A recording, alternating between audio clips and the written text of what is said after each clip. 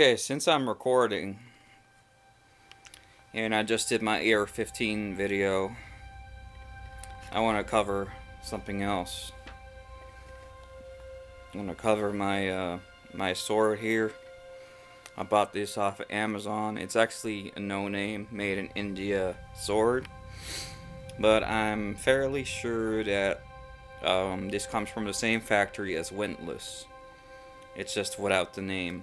It might be a factory second or something like that, but I wanted to cover it. It's as far as European swords goes, this is an inexpensive one, and I just want to make you guys aware of it.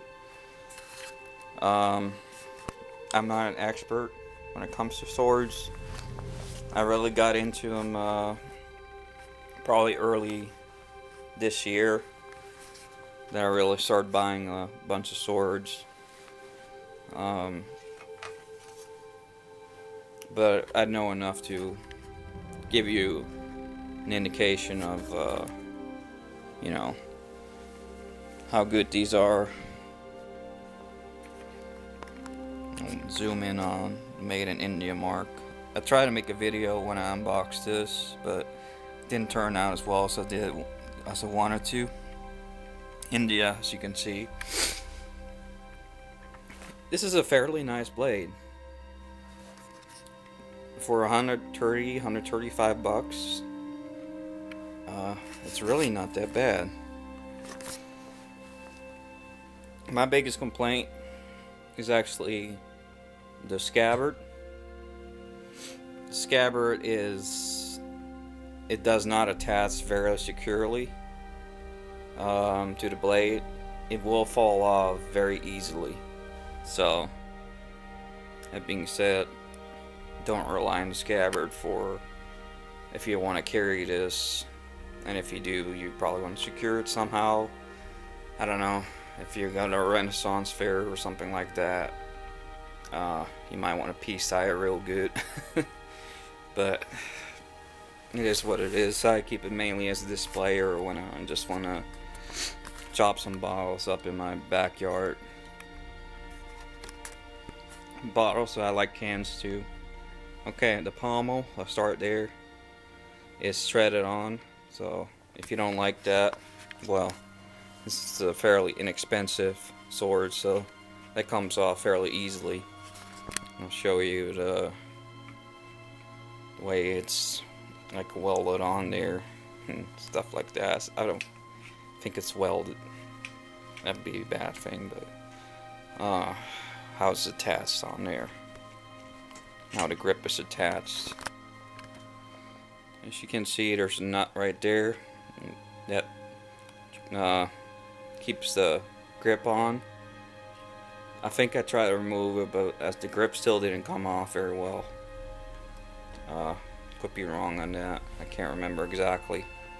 Got a bad memory. But here's your threaded pommel. So some people like to paint pommels, but at least this is easy to maintain. Just make sure it's tight at all times if you're gonna use this. So that's a detractor, but I don't mind it as much. Okay, the guard is a fairly standard affair. I think this is probably very period correct. This is supposed to be a 15th century hand and a half, and I think that's fairly correct to the examples I've seen. The blade, I believe, is made out of 1045. This is a good steel. For the price, it's high carbon steel. It's not some stainless steel crappy sword. It's got a nice fuller that runs down most of the blade. Only in the end, it's the fuller kind of goes. It's not extremely sharp. Even the tip is not extremely sharp. You could probably sharpen it fairly easily. I haven't bought it with it. It still cuts. But if you want to do some heavy duty cutting with it, you might want to upgrade that or sharpen it rather than upgrading it. But it's a fairly good blade. It's very stiff, not too stiff, it's just flexible enough. One thing I do have to say though, in the hand it does feel like it's not as balanced, even with the heavy pommel. This is actually a very heavy pommel. It's still not extremely balanced. I think the center of balance is right about here. It's not horrible.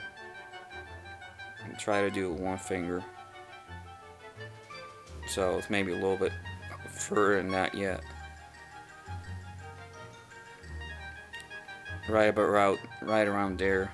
So I want to say that's about 6 inches from the handguard and from the grip. It's slipping now. So the center of balance is not as good as some, but I don't mind it. It's just for a beater. I don't mind that too much. There's some stitching. It looks like some really good stitching to me.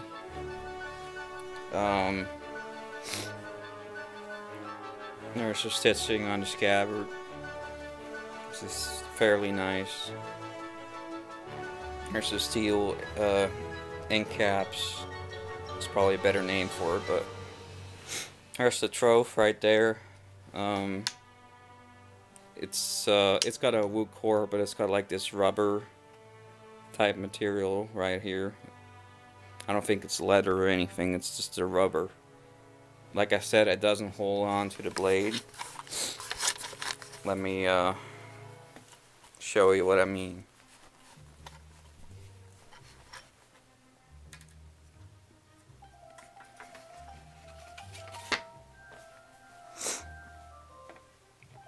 See how it's coming loose like that?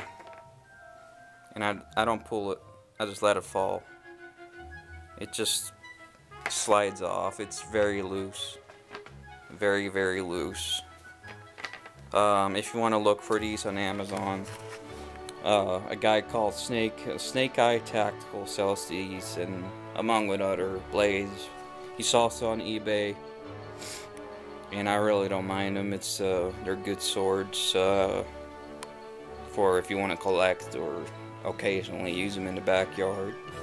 So this is a nice, cheap example of a 15th century hand-and-a-half sword, or basket sword, or long sword. The definition on those is kind of mixed. You look online and people will probably have a better explanation of them, but I'll just call them a hand-and-a-half sword.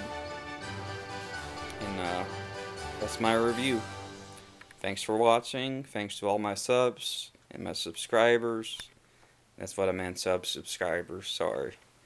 And everybody that watches, if you like this video, thumbs up, and I'll see you later.